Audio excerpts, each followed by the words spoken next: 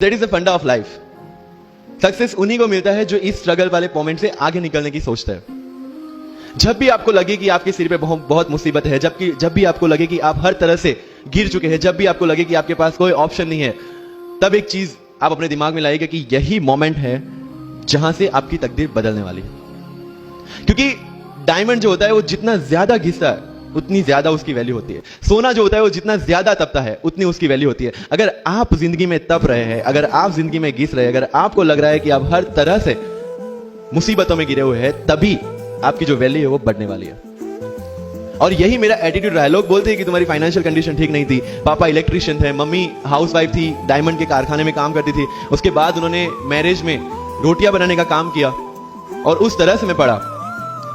लेकिन जब मुझे पूछा जाता है कि ऐसी कौन सी चीज है आपकी लाइफ में जो आप बदलना चाहते हो, एंड आई सेड नथिंग। क्योंकि अगर वो चीजें नहीं होती मेरी लाइफ में तो शायद आज आपके सामने मैं नहीं होता। तो अगर लाइफ में प्रॉब्लम्स है, अगर लाइफ में स्ट्रगल है, जैसे सर ने बताया struggle is part of life, and I strongly believe in that. क्योंकि अगर हम दिल्ली में थे, मेरे दोस्त के साथ में निकला बाहर घूमने, बोलता है यार ऐसी लाइफ चाहिए, कोई मगजमारी नहीं, आराम से बैठते हैं पूरे दिन एसी वाले कमरे में, बहुत सारे पैसे है और कोई टेंशन नहीं, ऐसी लाइफ चाहिए मुझे। मेरे पास ऑप्शन है। तो क्या बोला, देख सामने एटीएम का रूम दिख रहा है, एसी वाला कमरा है, बहुत सारे पैसे, कोई मगजमारी नहीं, जॉब ले ले। क्यों आईएएस आईपीएस में दिमाग खराब कर रहा है? अगर स्ट्रगल नहीं चाहिए तो you have to compromise with that life.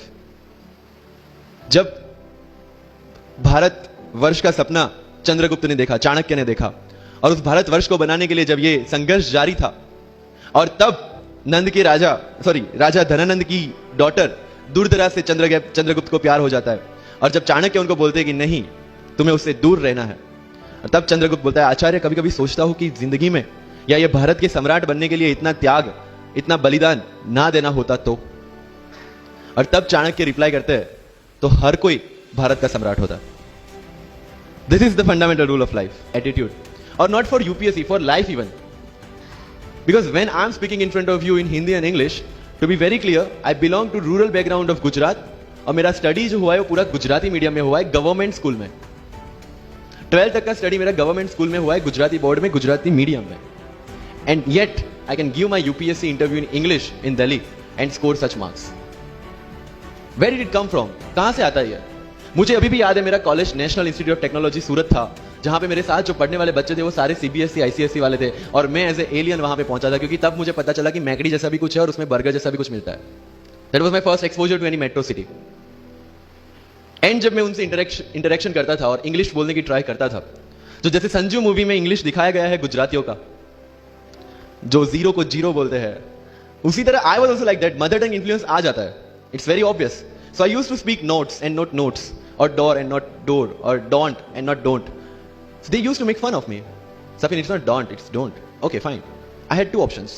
Either I stop speaking English with them or improve on that and go ahead. I decided the second option. When I started my preparation of civil services, जो English medium में करनी थी, वाजीराम में मैंने coaching किया, जहां पे पूरा इंग्लिश मीडियम में था, सारे सब्जेक्ट्स मेरे लिए नए थे। I started from the scratch. I started from the English medium NCERT of standard 5 and 6, Gujarati dictionary, Gujarati to English dictionary, and then I started my preparation. कभी कभी ऐसा होता था कि द हिंदू का पूरा एडिटोरियल पढ़ लिया और उसके बाद आई वाज लाइक कि मैंने क्या पढ़ा। ये होगा, सबके साथ होगा। बट उस जगह अगर आप टिक गए, उस जगह अगर आपने पेशेंस रखा, उस जगह आपने अगर सर्वाइव कर दिया, तो इस एग्जाम में भी सर्वाइव कर जाओगे। क्योंकि यूपीएससी की जो रेस है उसमें कभी भी खरगोश नहीं जीतेगा, इसमें जीतने वाला ऑलवेज कछुआ ही होगा, जो स्लो बट स्टेडी रहेगा। लग जाते हैं 5 साल भी लग जाते हैं, 7 साल भी लग जाते हैं, 9 साल भी लगे हैं लोगों को एग्जाम क्लियर करने के लिए। लेकिन बिलीव में जब रिजल्ट आएगा ना, तो वो सारा सेक्रीफाइस आपको वर्थ लगेगा। आप पढ़िए लोगों के इंटरव्यूज। मैंने क्या किया कॉलेज के 4 साल में, I went through each and every interview of UPSC toppers on YouTube. Ira Singhal से लेकर टीना डावी मैम तक सबकी इंटरव्यूज मैंने देखे। For what? Just to know कि उन्होंने ऐसी कौन सी गलतियां की थी जिससे इनको इतना टाइम लग गया, और मुझे कौन सी गलतियां रिपीट नहीं करनी है। क्योंकि चाणक्य ने कहा है कि दूसरों के एक्सपीरियंस से जो सीखते हैं ना, वो जल्दी आगे आ जाता है, क्योंकि खुद सब कुछ अनुभव करके सीखने के लिए जिंदगी काफी छोटी है। I did the same. 4 साल में हर एक टॉपर का इंटरव्यू देख लिया, चीजें समझ ली कि ऐसी कौन सी चीजें जो इन सब ने की है, और ऐसी कौन सी चीजें हैं जो गलतियां हैं जो इन्होंने की और जो मुझे रिपीट नहीं करनी है। सो जब युद्ध के मैदान में हम उतरते हैं, इस चक्रव्यूह में उतरते हैं, तो अभिमन्यु की तरह नहीं, अर्जुन की प्रिपरेशन के साथ उतरना है कि हमें पता होना चाहिए कि इससे बाहर कैसे निकले। सुनो सबकी, करो मन की। This is applicability of your mind, क्योंकि आपकी स्ट्रेंथ, आपकी वीकनेस आपसे ज्यादा अच्छा कोई नहीं जानता, आपके पेरेंट्स भी नहीं, आपका सबसे क्लोज टीचर भी नहीं।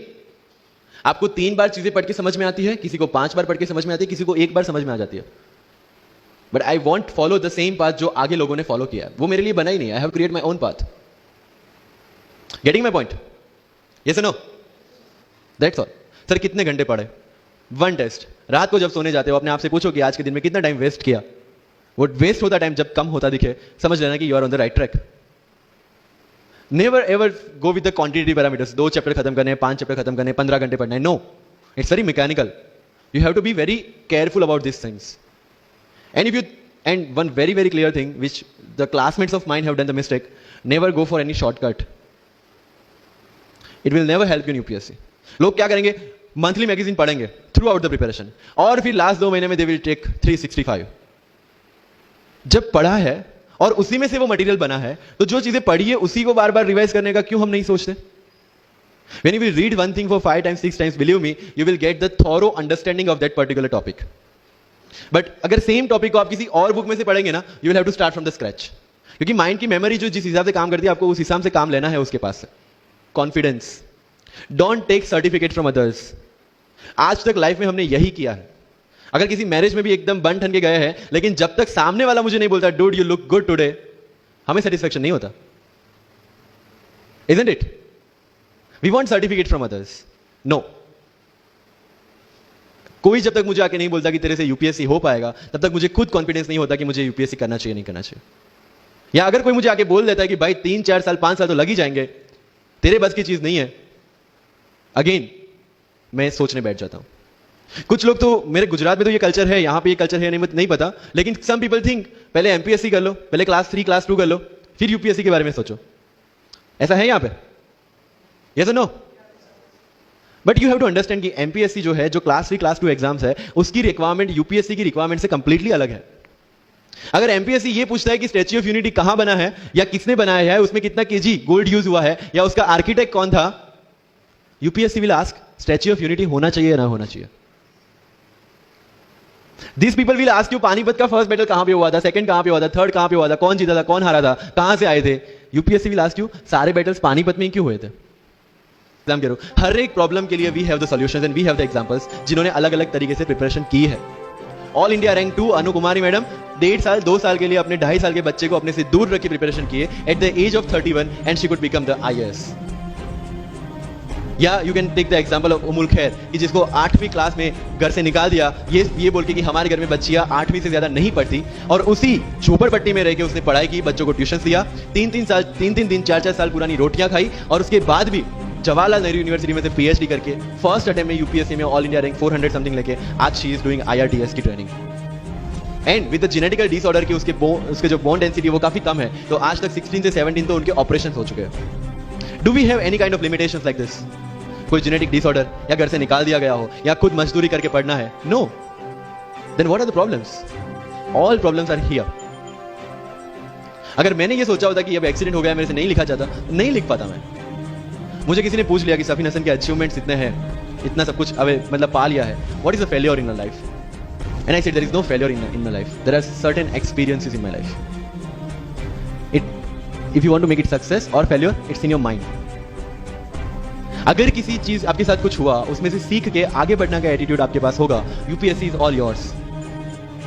सो वही चीज जो कहावत है, deserve before you desire. If you want to be in civil service, you have to deserve for that. If you want कि आपके घर में फॉर्च्यूनर हो, तो पहले फॉर्च्यूनर रखने की जगह होनी चाहिए। In simple. तो लाइफ में जो मैं कंप्लेनिंग एटीट्यूड की बात कर रहा था, वो कंप्लेनिंग एटीट्यूड आपको कहीं पे भी नहीं ले जाएगा। You have to put all your complaints aside, start preparation.